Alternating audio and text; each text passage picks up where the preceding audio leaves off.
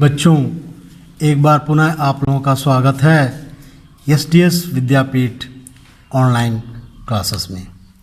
मैं an Verma SDS विद्यापीठ से आज मैं आपको कक्षा 2 विषय हिंदी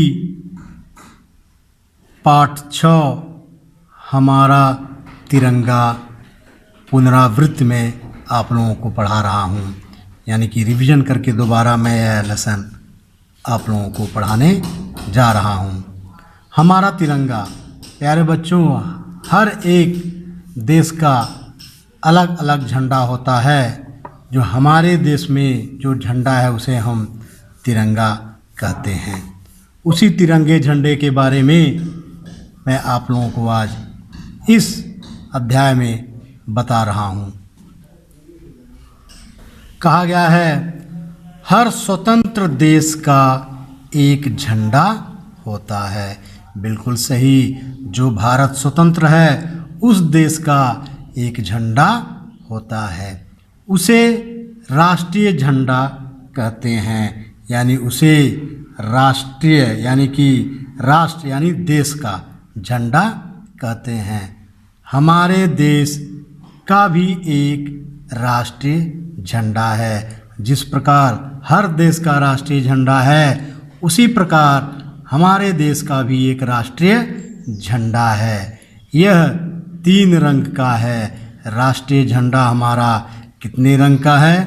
3 रंग का है। इसलिए इसे तिरंगा भी कहा जाता है। हमारा राष्ट्रीय झंडा 3 रंग के होने के कारण इसे तिरंगा भी कहा जाता है। हमारे देश के झंडे में 3 रंग की पट्टियां हैं। प्यारे बच्चों, आप सभी लोग हमारे राष्ट्रीय झंडा देखे होंगे अपने देश के। उसमें देखिए, उसमें क्या है? 3 रंग की पट्टियां हैं। कौन से? सबसे ऊपर की पट्टी केसरिया रंग की है। जो सबसे ऊपर की पट्टी है वो कौन सी रंग का है? केसरिया रंग की है। बीच की पट्टी सफ़ेद रंग की है और उसके बीच की पट्टी सफ़ेद रंग की है। सबसे नीचे की पट्टी हरे रंग की है, यानी और उसके सबसे नीचे वाली पट्टी किस रंग की है? हरे रंग की है। सभी पट्टियों की चौड़ाई समान होती है, यानी सभी पट्टियों की चौड़ाई समान यानी कि बराबर होता है। सफ़ेद पट्टी पर नीले रंग का एक चक्र बना होता है। आपने राष्ट्रीय झंडा देखा होगा, उस सफ़ेद पट्टी पे एक नीले रंग का एक चक्र बना होता है। इसे हम क्या कहते हैं? अशोक चक्र कहते हैं। उसे हम अशोक चक्र कहते हैं। जो नीले रंग का एक चक्र बना है उसे हम अशोक चक्र कहते हैं। इसमें 24 तिल्लियाँ होती हैं। उस अशोक चक्र में देखेंगे आप कितनी तिल्लियाँ होती हैं? 24 तिल्लियाँ। ध्यान दीजिएगा, कोई भी आपसे प्रश्न कर सकता है कि एक सफ़ेद रंग की पट्टी में एक नीले रंग का चक्र बना होता है, वह किसका चक्र है? उसे हम अशोक चक्र कहते हैं। और उसमें कितनी तिल्लियाँ होती हैं? इसमें 24 तिल्लियाँ होती हैं। हमारे राष्ट्रीय झंडे की लंबाई चौड़ाई से 1.5 गुनी होती है, यानी कि हमारे राष्ट्रीय झंडे की लंबाई चौड़ाई से 1.5 गुनी होती है। जितना चौड़ाई है उसका 1.5 गुना क्या होता है? लंबाई होती है। कहा गया है, राष्ट्रीय झंडा हमारी स्वतंत्रता और सम्मान का प्रतीक है, यानी कि राष्ट्रीय झंडा हमारा स्वतंत्रता, आज़ादी और सम्मान का प्रतीक है। यानी कि सम्मान मीन्स आदर, प्रतीक मीन्स दूसरा रूप है स्वतंत्रता का। इसलिए हमें इसका सम्मान करना चाहिए, इसलिए हमें इसका आदर करना चाहिए। राष्ट्रीय झंडे के बारे में कुछ नियम हैं। यही नहीं, इन सब को छोड़ के राष्ट्रीय झंडे के भी एक नियम होते हैं। वो इसमें कहा गया है, राष्ट्रीय झंडे के बारे में कुछ नियम हैं जो इस प्रकार हैं, जो इस प्रकार आपकी पुस्तक में दिया हुआ है। पहला नियम देखिए क्या है। राष्ट्रीय झंडा फहराते समय केसरिया रंग की पट्टी सदा ऊपर की ओर रखनी चाहिए। जो राष्ट्रीय झंडे में केसरिया रंग की पट्टी है वह सदा ऊपर, हमेशा ऊपर रहना चाहिए। दूसरा है राष्ट्रीय झंडे को सुबह से शाम तक ही फहराना चाहिए। राष्ट्रीय झंडे को फहराने का समय कब है? सुबह से शाम तक ही फहराना चाहिए। सूरज के छिपने पर इसे उतार लेना चाहिए। जब सूरज छिप जाए तो इस झंडे को उतार लेना चाहिए, उससे पहले नहीं उतारना चाहिए।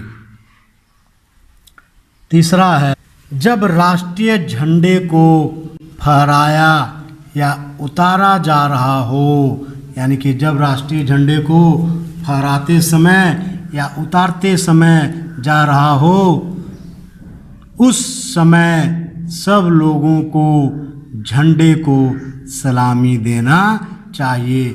जब राष्ट्रीय झंडा फहराया या उतारा जा रहा हो उस समय सब लोगों को क्या करना चाहिए? झंडे को सलामी देना चाहिए, यानी कि अभिवादन देना चाहिए। राष्ट्रीय झंडे को संभाल कर रखना चाहिए। राष्ट्रीय झंडे को अच्छी तरह संभाल कर रखना चाहिए, इधर उधर फेंकना नहीं चाहिए। यह न तो मैला हो और न फटने पाए, यानी राष्ट्रीय झंडा मैला भी नहीं होना चाहिए और न ही फटना चाहिए।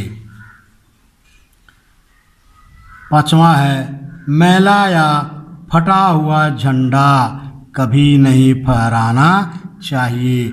यानी अगर झंडा मैला हो गया हो तो उसे साफ कर लें और उसको अच्छी तरह इस्त्री कर लें। फटा हुआ झंडा कभी नहीं फहरा, यानी मैला हो और फटा हुआ झंडा हो तो वह झंडा कभी नहीं फहराना चाहिए।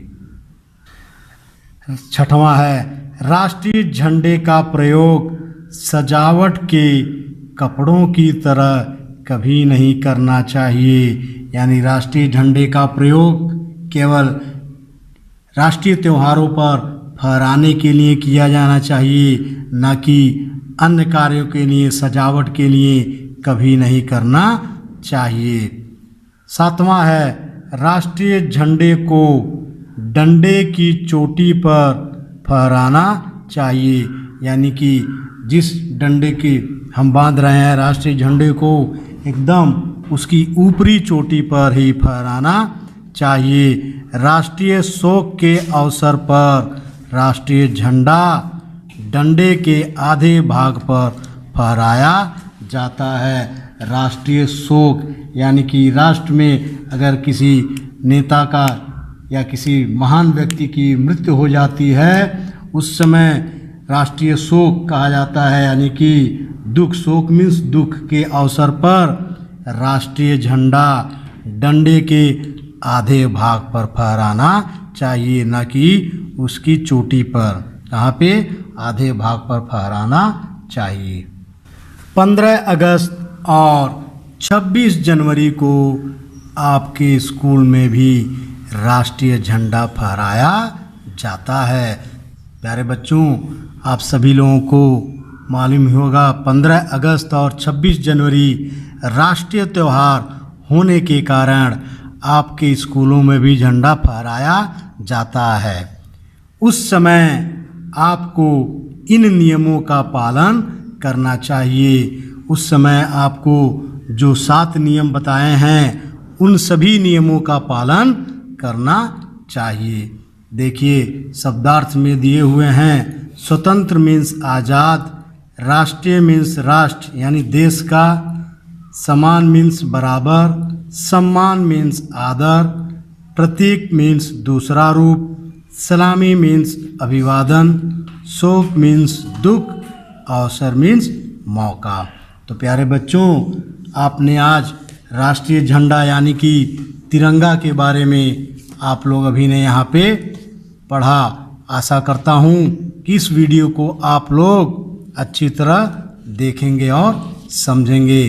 कल फिर नए वीडियो के साथ फिर उपस्थित होंगे। तब तक के लिए धन्यवाद। जय हिंद।